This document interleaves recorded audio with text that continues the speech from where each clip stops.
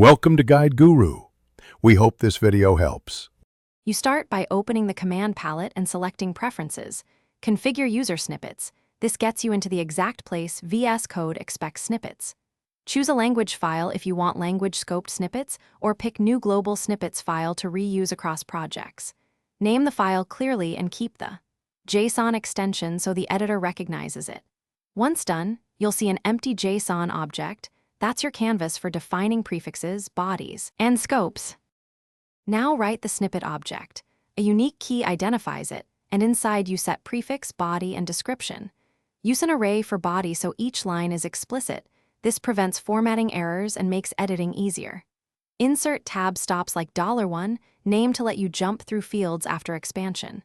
Make sure to escape any internal quotes and watch commas between objects, otherwise Vscode will reject the JSON. Once saved, the snippet becomes immediately available. Finish by testing. Type the prefix in the appropriate language file and expand it with tab. This confirms the body, tab stops, and placeholders behave as expected. If it doesn't expand, open the Problems panel. JSON parse errors are the most common culprit, so fix trailing commas or missing quotes. If everything looks correct but snippets still fail, reload the window or restart Vscode, and make sure user snippets aren't shadowed by extensions or workspace settings. Thanks for watching. Consider subscribing if we helped you today.